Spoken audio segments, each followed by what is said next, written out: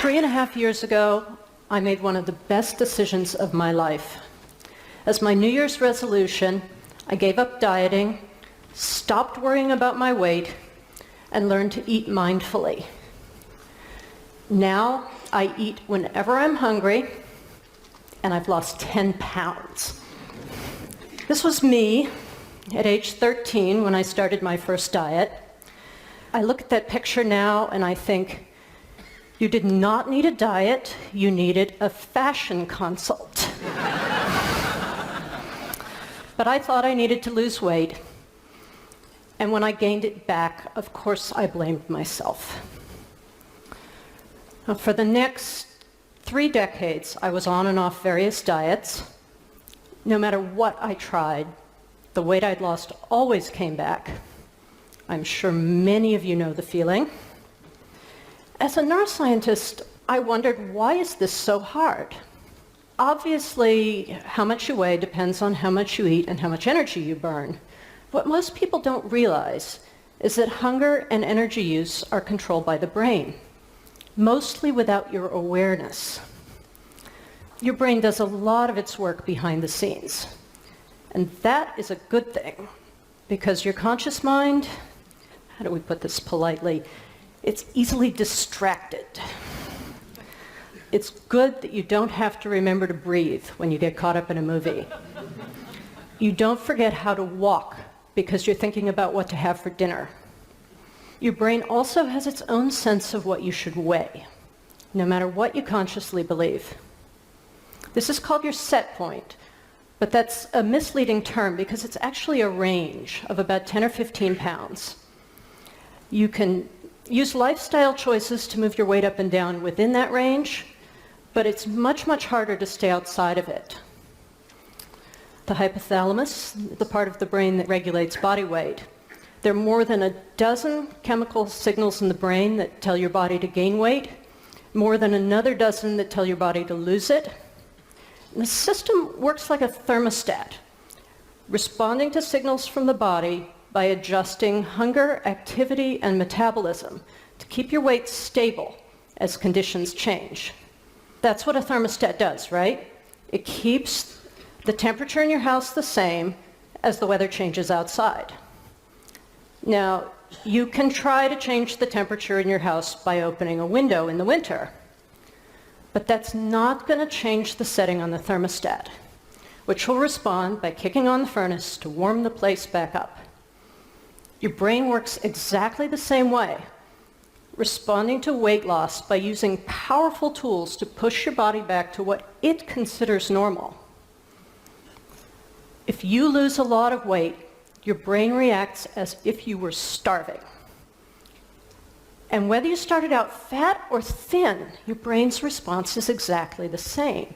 We would love to think that your brain could tell whether you need to lose weight or not, but it can't. If you do lose a lot of weight, you become hungry, and your muscles burn less energy. Dr. Rudy Leibel of Columbia University has found that people who've lost 10% of their body weight burn 250 to 400 calories less because their metabolism is suppressed. That's a lot of food. This means that a successful dieter must eat this much less forever than someone of the same weight who's always been thin. From an evolutionary perspective, your body's resistance to weight loss makes sense. When food was scarce, our ancestors' survival depended on conserving energy. And regaining the weight when food was available would have protected them against the next shortage. Over the course of human history, starvation has been a much bigger problem than overeating. This may explain a very sad fact. Set points can go up, but they rarely go down. Now, if your mother ever mentioned that life is not fair, this is the kind of thing she was talking about. Successful dieting doesn't lower your set point. Even after you've kept the weight off for as long as 7 years, your brain keeps trying to make you gain it back. If that weight loss had been due to a long famine, that would be a sensible response.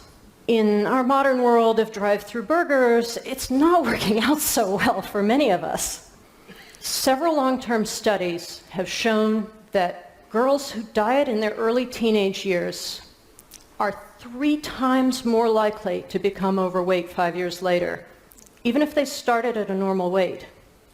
And all of these studies found that the same factors that predicted weight gain also predicted the development of eating disorders.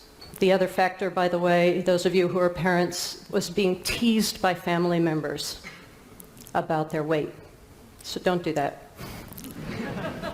Diets don't have very much reliability. 5 years after a diet, most people have regained the weight. 40% of them have gained even more. If you think about this, the typical outcome of dieting is that you're more likely to gain weight in the long run than to lose it. If I've convinced you that dieting might be a problem, the next question is, what do you do about it? And my answer, in a word, is mindfulness. I'm not saying you need to learn to meditate or take up yoga. I'm talking about mindful eating. Learning to understand your body's signals so that you eat when you're hungry and stop when you're full. Because a lot of weight gain boils down to eating when you're not hungry. How do you do it? Give yourself permission to eat as much as you want and then work on figuring out what makes your body feel good.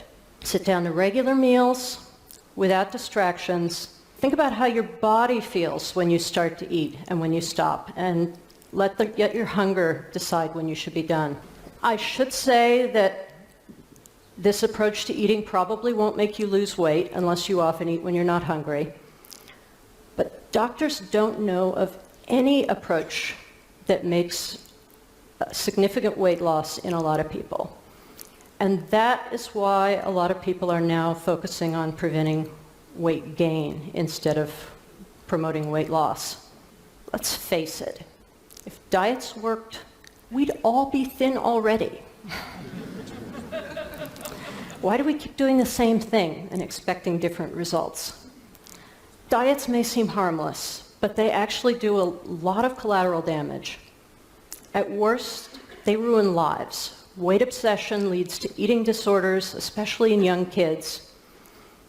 In the US, we have 80% of 10-year-old girls say they've been on a diet. Our daughters have learned to measure their worth by the wrong scale. Even at its best, dieting is a waste of time and energy. It takes willpower, which you could be using to help your kids with their homework or to finish that important work project. And because willpower is limited, any strategy that relies on its consistent application is pretty much guaranteed to eventually fail you when your attention moves on to something else. Let me leave you with one last thought. What if we told all those dieting girls that it's okay to eat when they're hungry? What if we taught them to work with their appetite instead of fearing it? I think most of them would be happier and healthier. And as adults, many of them would probably be thinner. I wish someone had told me that back when I was 13. Thanks.